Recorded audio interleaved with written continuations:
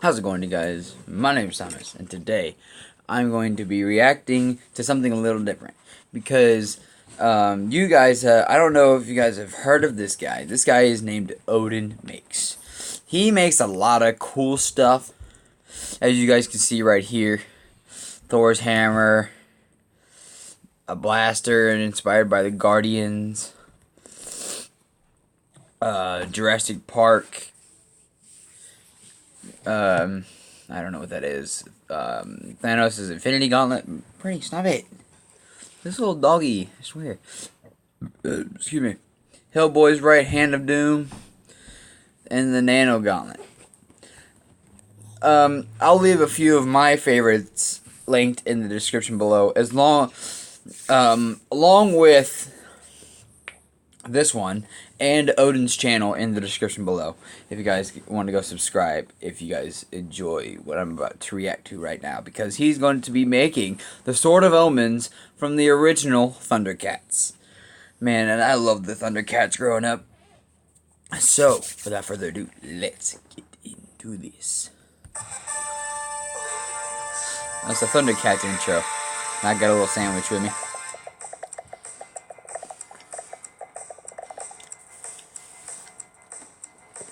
I'm Odin, and today I'm going to make a sword.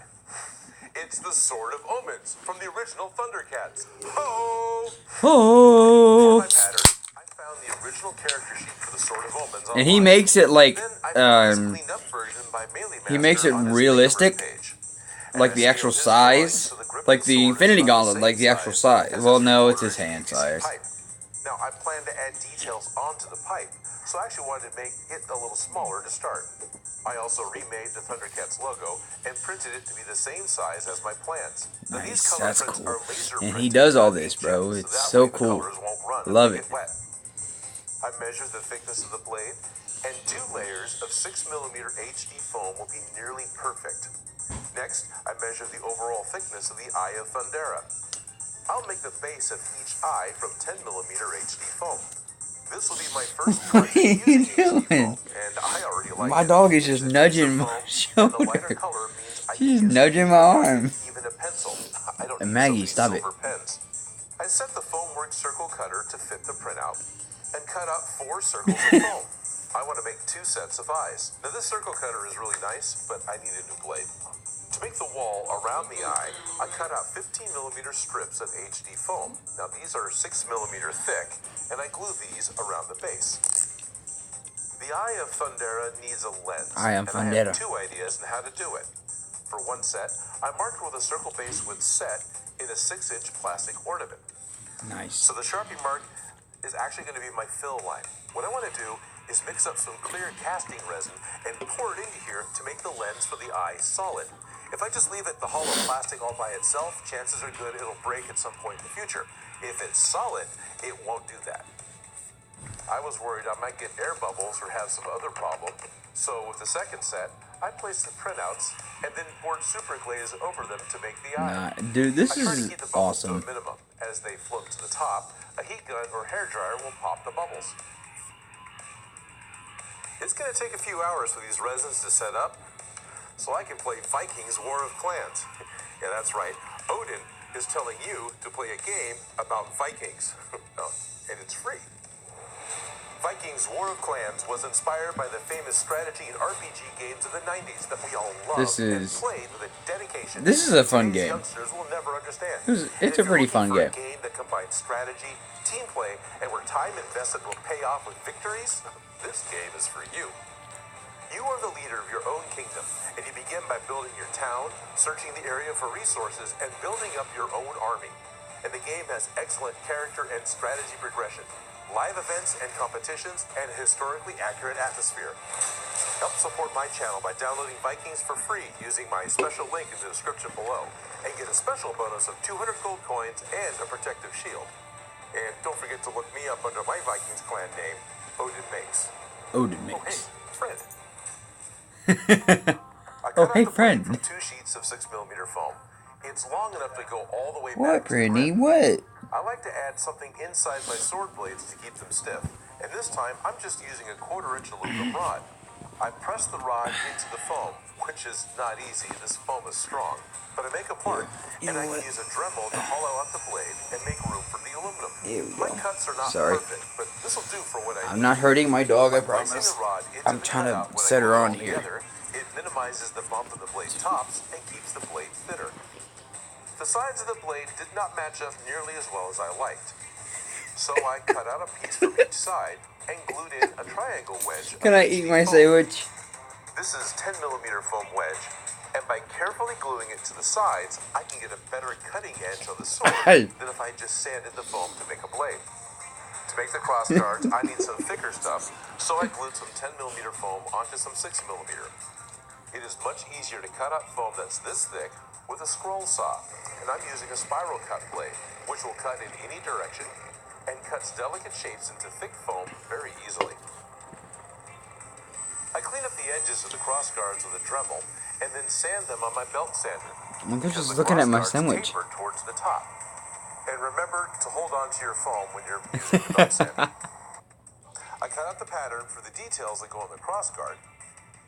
I trace them onto some 2mm foam and make the What are you cutouts. doing? I glue the cross guards down, trim off the excess 2mm foam, and I have recessed panels on my ornate, tapered cross guards. To build up the center of the cross guard, I glue more There we go. 6mm foam to the base of the blade, top, bottom, and each side.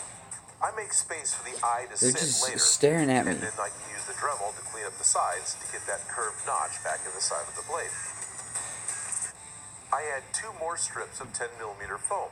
The cross guard is pretty thick, and a layer of 2mm for the recessed panel.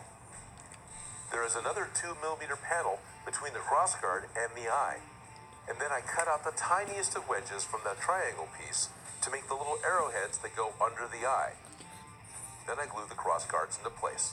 It weighs nothing. I make It another weighs circle nothing. for the top of the grip, and I bevel the edge of the Dremel. And then I glue it on to the bottom of the cross guard. I cut my piece of 3/4-inch PVC pipe to be the grip of the sword.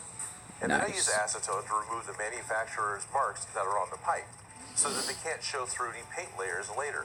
I've had this happen too often, and I don't trust that anymore. To really make the grip solid, I want to fill it in with casting resin. But I'm going to glue with the pipe to the cross guard first. Now this bit of glue I don't expect to actually hold. All I'm trying to do is make a seal so when I pour the resin in, it doesn't leak out. I mix the urethane resin together and carefully pour it into the pipe. I was surprised that I mixed the exact right amount. That was amazingly perfect. It seems like that never happens. I just hold the sword and pipe in place. The resin sets up in about 5 minutes. The aluminum does get warm, and if I held it any closer to where the resin is actually curing, it would be too hot for me to hold. I let the resin fully cure, and then I start sanding the PVC pipe.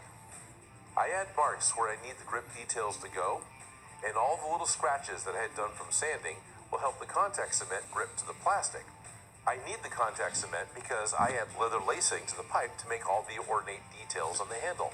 And surprisingly, this went He together makes every faster than I single thought. detail And I can precise, add super glue very to help perfect. keep the edges together. And that's what I like about I Odin use a Makes. ceramic cutoff wheel to remove the little bit of aluminum I don't need.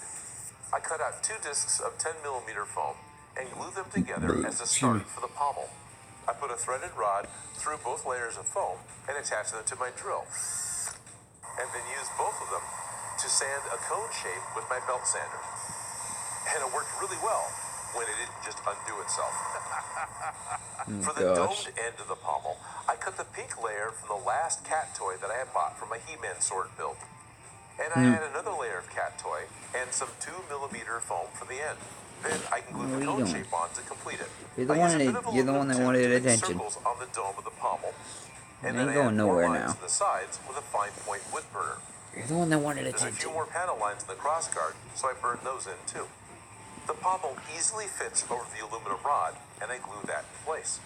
I clean up some of the seams and heat seal the foam with a heat gun. At this point, the clear casting resin is pretty much set up enough that it's safe to touch. And I'm surprised to see that all the air bubbles have cleared out. I still have the super glazed pair if I need them. That in is case perfectly something goes wrong. I'm going to cover. Sorry about that. Everything stopped recording for some reason.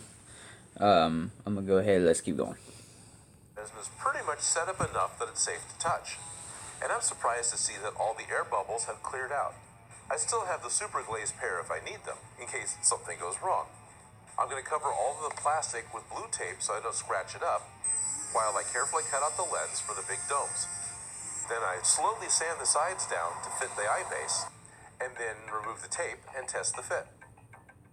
Now I'm going to go ahead and use the dome That's so die. cool. So I glue the bases on, and then I add the last bits of 2mm foam panels that go on the blade.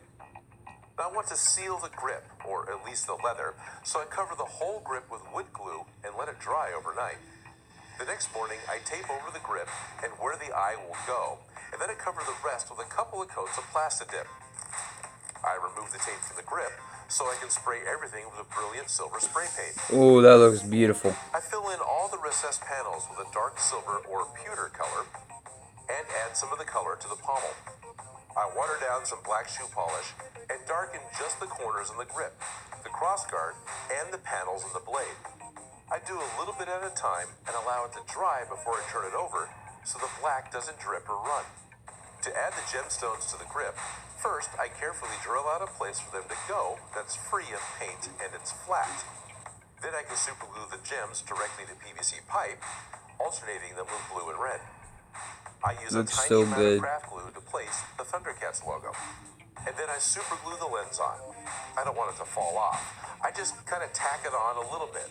I tried to use as little glue as I could in just a couple of places, but I still got some that seeped under the lens and over the logo.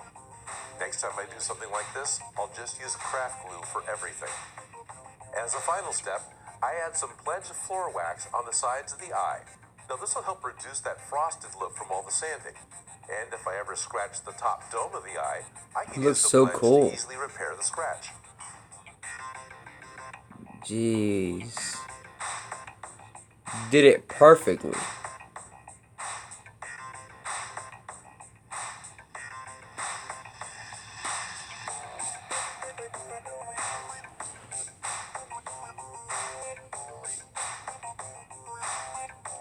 I ordered my HD foam from sksprops.com.